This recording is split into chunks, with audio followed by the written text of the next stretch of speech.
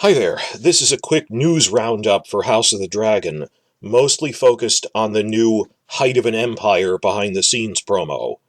There's been a lot of news coming out, so many interviews it's hard to keep up, that last week they put out 3 new short TV promos with slightly new footage in each one.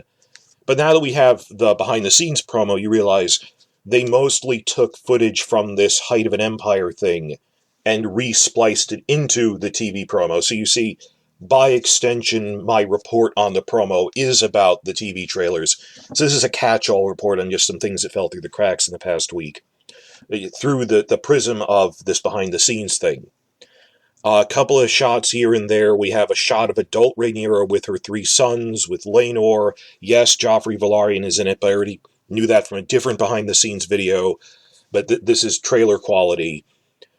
I like that overall in this behind-the-scenes thing and in all their other stuff, the word they keep using to describe this era is decadent. Just decadent over and over again, sometimes mixed with other things. Well, it's decadent and opulent in terms of the visual design, and that makes sense. Like, the costumes and fashions in it are closer to Tudor than medieval because they're showing this is a golden age, this is a lot more advanced.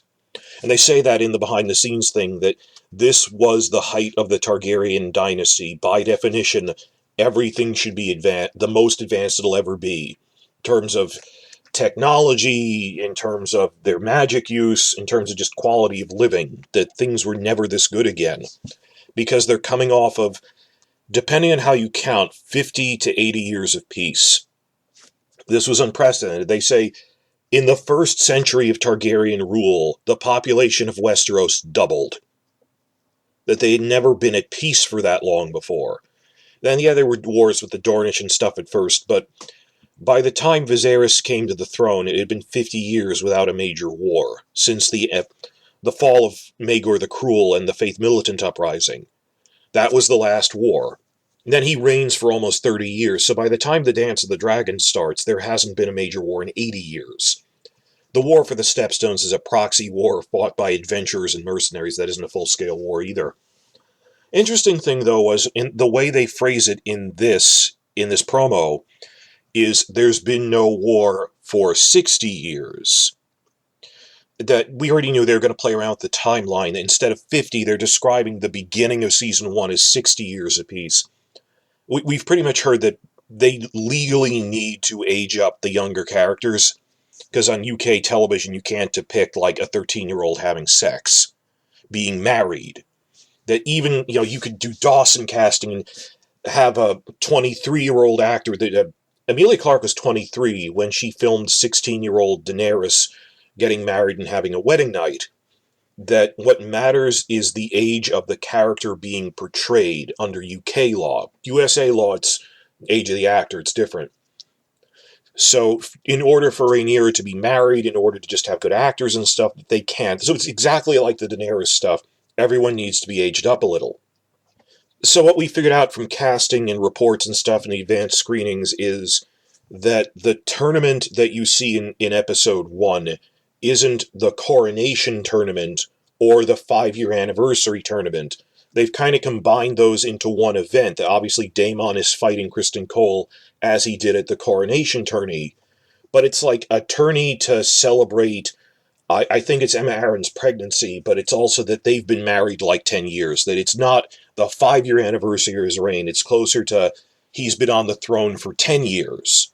Combined with the fact that Emma Arryn looks pregnant in photos we've seen of the Great Council, that you get the impression that Rhaenyra is like 14 to 15-ish at the start of episode 1, when the main narrative begins. Whereas in the books, she was closer to 6 when her mother died. She's closer to like 14 to 16. That's fine. I knew for purposes of a TV show like the Daenerys thing, there needs to be a time skip. So, yeah, like 10 years. The way that one of the showrunners actually said it was not, there hasn't been a war in 50 years, but there hasn't been a war in 60 years. Seems like it's matching what they're doing with that. And we've heard reports from the advanced screening that there's a point where Rhaenys will remark in dialogue, highlight, there hasn't been a war in 60 years or 50 years or whatever since Maegor, which is true. That this whole point is What defines the start of this story is there's been an unprecedented golden age of peace and prosperity, and they've kind of forgotten how bad war can be. That's the flip side of that. So there's all these knights of summer, as it were, vying to be Kingsguard, and in the tournament, and she has like Catelyn Stark's speech to Renly about these are the nights of summer, but winter is coming. They said she has something like that, where she highlights to people who didn't read the books that there hasn't been a war in like 50 to 60 years. Other shots that were nice in the promo of just what is their society like. I like it that when you see shots of Cyrax flying over King's Landing to get to the Dragon Pit, a subtle thing they did is people don't look up when they see dragons flying around. That when they hear there's a dragon flying overhead, it's like the way we would tune out a plane or a helicopter going overhead in a city. That it's a common, and just the subtlety of that.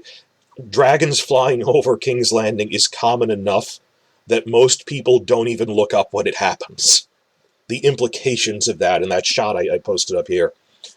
There was another nice shot of, we already saw it, or made a video about the scale model of Valyria that Viserys is building.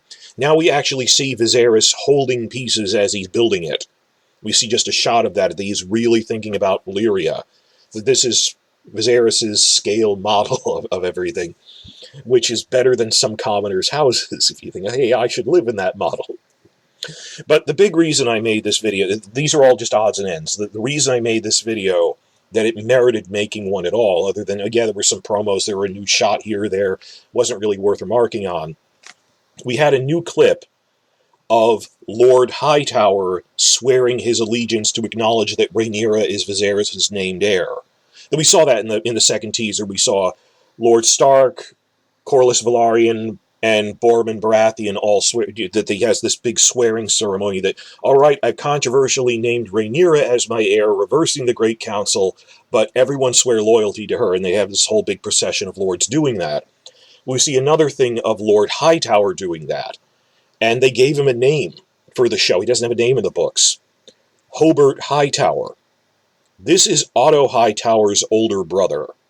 So it's Alicent's uncle. That Otto Hightower isn't even the head of House Hightower. He's his younger brother. He's this grasper. Well, he is an important man. He is Hand of the King, and he's good at it. And no one denies that he's good as an administrator. So he's an important lord, but it's this whole thing that Alicent's family, you're not even the head Hightowers. You're a younger branch of House Hightower. And they're important due to their connections to the throne, but in the books, we don't know the name. We don't even know the name of Otto's wife, Alicent's mother. It's kind of implied that she died, and Emily Carey said, I worked out more backstory for her, that yes, I'm saying she is dead. We don't know her name. We don't know what family she was born into. We don't know a lot about the Hightowers. We know Alicent has more than one brother, because it just mentions one of them, Gwaine. It says Gwaine is her youngest brother. Well, does that mean he's older or younger than her? And how many other brothers are we talking about? Doesn't say. But the main branch of the Hightowers, this is Otto's older brother. He doesn't have a name in the books. In the show, they're naming him Hobart. Now, he's going to die because he's already an old man. He dies of old age or something well before the Civil War starts, so that his son, Ormond, is the Lord of House Hightower by the time of the Civil War. Ormond is Otto's nephew, you understand. So Ormond is the head of House Hightower in that, and Ormond himself has 3 sons and a daughter. They're not old enough to ride to war or anything, so they're characters for the Regency era that they're setting up.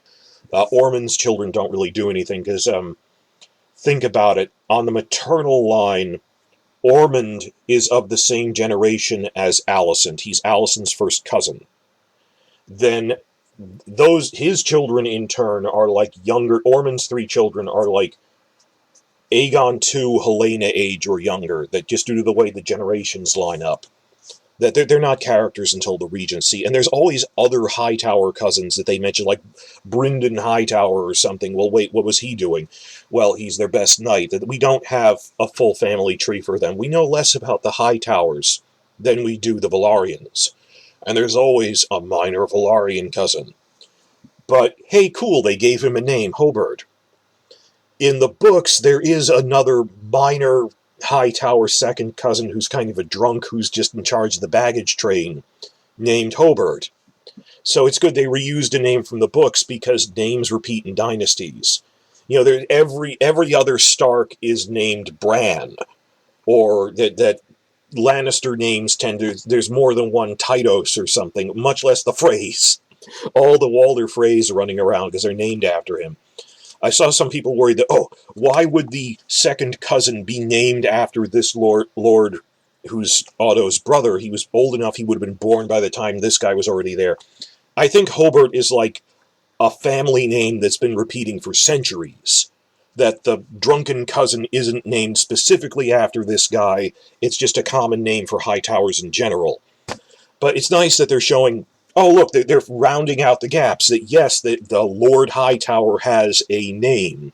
And you're only going to see him probably in this scene, because he like dies of old age halfway through the season. He's succeeded by his son Ormond. But that's why I dashed this video off really quick of, oh, look, they're expanding the Hightower family tree that we then were going on wikis and stuff. The book wiki even was going, note, we don't know what his name was. The TV show calls him Hobart. That isn't full canon yet, for lack of a better name. But it's nice to round out the family tree, and mostly I'm making this as a reminder of any details we get about Alicent's mother in the TV show, I will welcome, though they are TV-only things that Martin may have approved of. Remember back in Game of Thrones Season 1, when we really hoped any information on screen must be stuff that Martin approved of? And then it turns out they were just making shit up like Maegor the Third, which Martin would never have approved, and they didn't care. But this is a better situation where Martin's more hands-on, or at least they're taking it seriously, even if they don't check with him on everything, of, hey, let's think up a name for the unnamed older brother of Otto Hightower, and round out some details. And you might be surprised, I'm not a total book purist, that so long as it doesn't contradict something from the books, I don't have a problem with it. Like, Otto's older brother assuredly had a name. Alicent assuredly had a mother. And as long as it doesn't contradict anything, I don't have a problem with that. So, these were just odds and ends that came out from the recent promo videos.